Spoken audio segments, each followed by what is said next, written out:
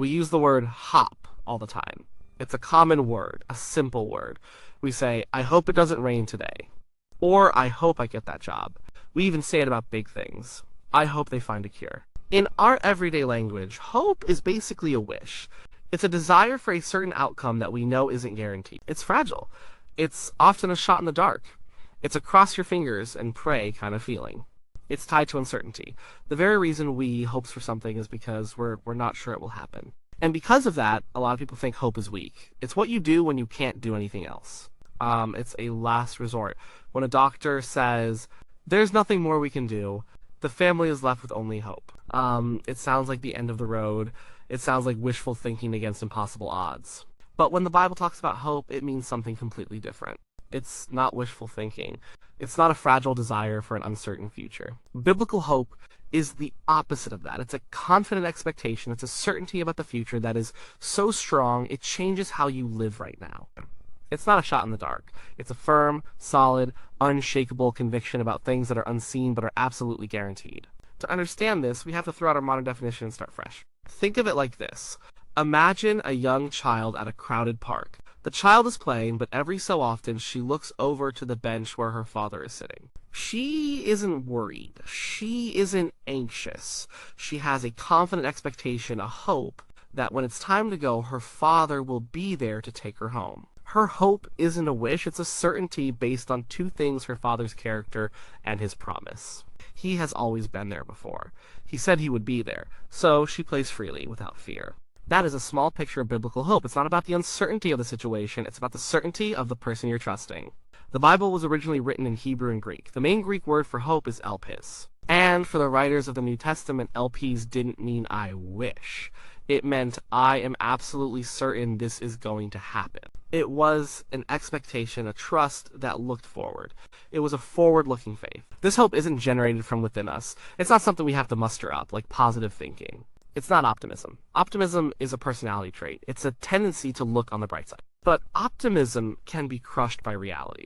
A person can be an optimist and still have their hopes dashed when circumstances get bad enough. Biblical hope is different. It can exist in the middle of the worst circumstances imaginable. It can exist alongside grief, pain, and sorrow. A person can be a realist or even a pessimist by nature and still have a deep, unshakable biblical hope. So if this hope isn't just a feeling or a personality trait, where does it come from? What is it built on? This is the most important part. Biblical hope is not anchored in our circumstances. It's not anchored in our abilities. It's not anchored in our feelings. It is anchored in the character of God. It's a conviction that God is who he says he is, and he will do what he says he will do. It's all about him. Let's break that down. The foundation of this hope has a few key parts. First, it's based on God's faithfulness.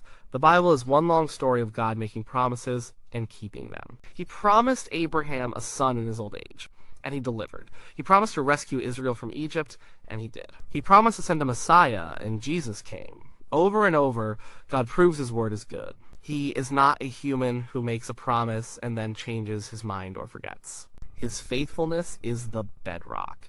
Because he has been faithful in the past, we can have a confident expectation that he will be faithful in the future. Our hope is not in the outcome we want, but in the God who is faithful regardless of the outcome. Second, this hope is based on God's power. It's one thing to be faithful, but it's another to have the power to back it up. If a friend promises to give you $1 million, their faithfulness isn't the issue. Their ability is. But God is not limited. The Bible describes him as the creator of the universe, the one who holds all things together. Nothing is too hard for him. So, when he makes a promise, he doesn't just have the intention to keep it, he has the infinite power to bring it to pass. No circumstance, no army, no political power, no sickness, no death can stop him from fulfilling his promises. Our hope is in a God who is not just willing, but also able. Third, and maybe most importantly, this hope is based on God's love. We could have a faithful and powerful God who is also cruel or indifferent. But the Bible's central claim is that God is love. His promises are not the cold, calculated plans of a distant ruler. They are the loving commitments of a father to his children. His plans are for our ultimate good. This means that even when we walk through darkness and pain, we can have hope. Not a hope that the pain will instantly disappear, but a hope that a loving God is working all things, even the terrible things, together for an ultimate good we may not yet see. This is a hard truth, but it's the core of a resilient hope. It's what allows someone to grieve deeply and hope deeply at the same time. So, this hope is grounded in the unchanging character of God. It's not a wish, it's a trust in a person. But what exactly are we hoping for? What are these promises that God has made? The Bible lays out a hope that is bigger and more profound than just a better life now. The ultimate object of Christian hope is not a comfortable retirement or a healthy body in this life. It's something far grander. The central event in all of history, according to the Bible, is the death and resurrection of Jesus Christ. And the resurrection is the guarantee of our hope. It's the proof in the pudding. The Apostle Paul talks about this in a very direct way. He says that if Christ was not raised from the dead, then the Christian faith is useless.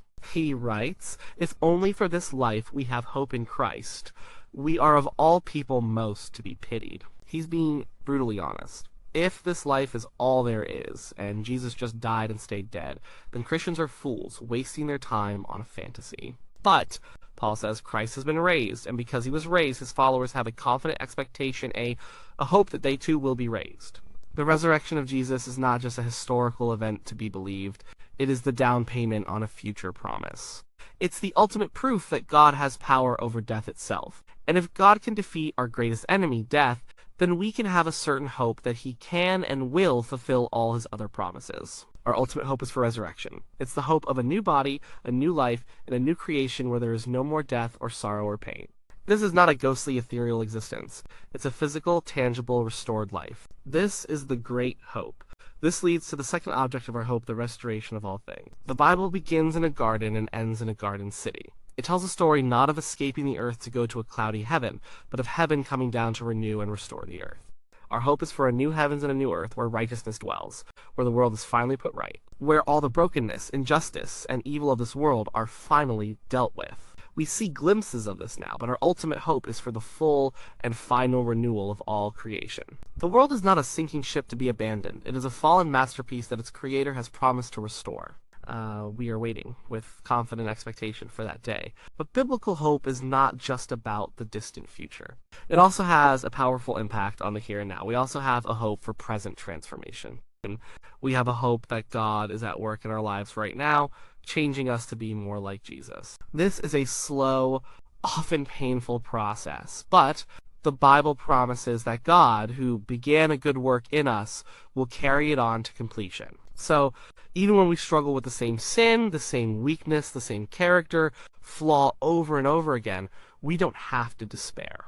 Our hope is not in our own ability to change ourselves. Our hope is in God's power and his promise to finish the work he started in us. This gives us the strength to get up and try again, not because we are strong, but because he is faithful.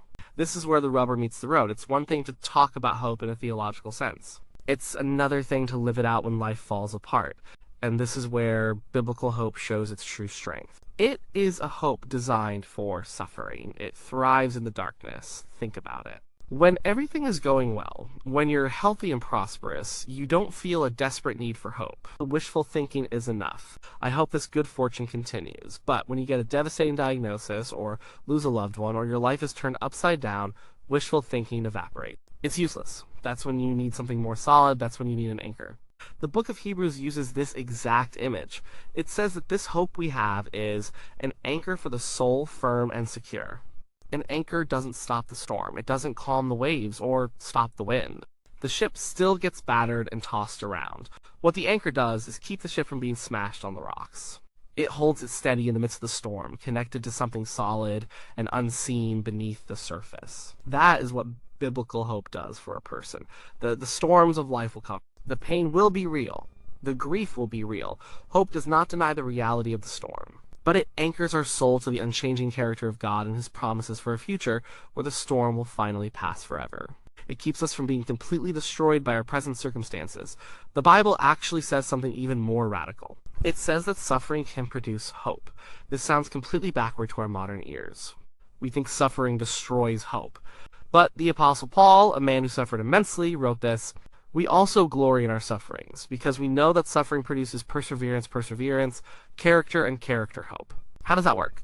When we go through hard times, our shallow, circumstance-based hopes are stripped away. We are forced to decide what we are really trusting in. is our trust in our health and our money, our relationships. Suffering shows us that all of those things can be taken away. As we persevere through that suffering, clinging to God, our character is refined. We learn to trust Him in a deeper way.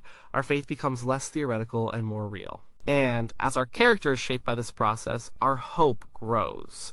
It's not a flimsy, happy-clappy hope. It's a rugged, tested hope. It's a hope that has been through the fire and has come out stronger.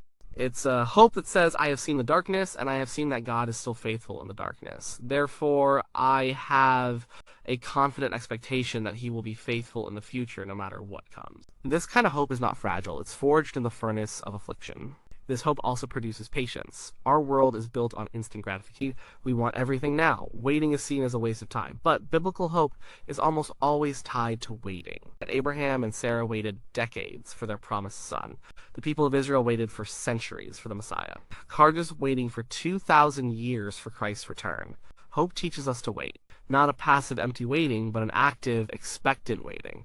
Like a farmer who plants a seed and waits for the harvest, we live our lives in the confident expectation of a future that is not yet here. This patience is a fruit of true hope. It allows us to live faithfully in the in-between time, between the promise and its fulfillment. It keeps us from giving up in despair when things don't happen on our timetable. It's also important to clarify what this hope is not. As we've said, it's not optimism. Optimism is a feeling about circumstances. Hope is a conviction about God.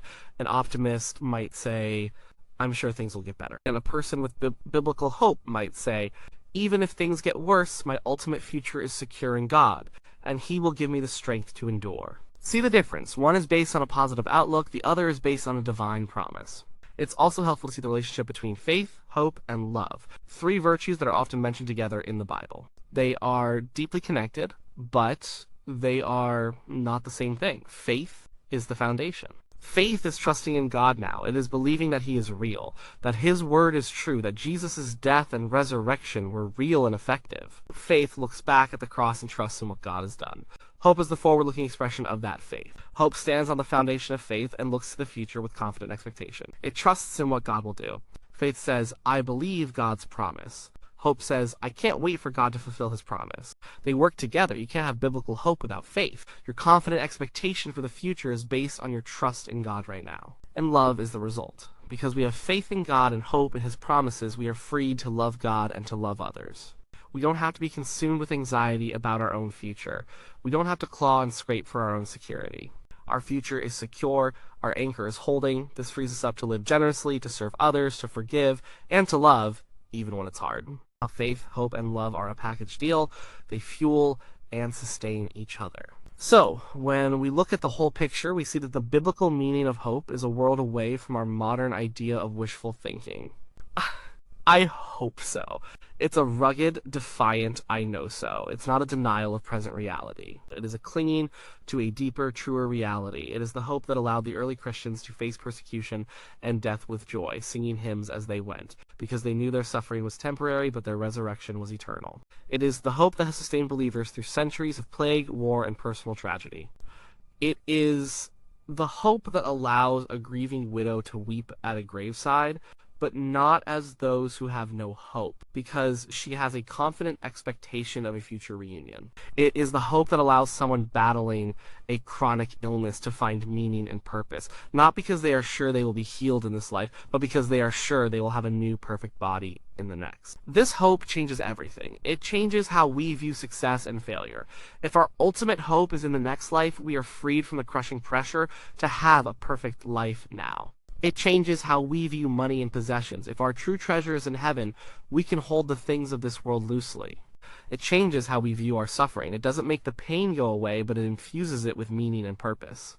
It is part of the process that is refining us and deepening our hope. Ultimately, the Bible calls this a living hope. This is a key phrase. It's not a dead, static theological concept. It's alive. And it is alive for one reason, because Jesus is alive. The hope is not in an idea or a philosophy. It is in a person who was dead and is now alive. Because he lives, our hope lives. It's an active, dynamic force in the life of a believer. To strip away all the theology and put it as plainly as possible, biblical hope is knowing that the story isn't over. It's the unshakable belief that no matter how dark the chapter we are in right now, God is writing a good story, and the final chapter has already been written. The ending is not in doubt. The ending is resurrection. The ending is restoration. The ending is a world made new, where every tear is wiped away. This is not an escape from reality. It is an embrace of a bigger reality. It is what allows us to look the harsh realities of our broken world right in the eye, the pain, the injustice, the death, and still say with confidence, this is not the end of the story. And that is not wishful thinking. That is the solid, firm, and secure anchor for the soul. That is the biblical meaning of hope.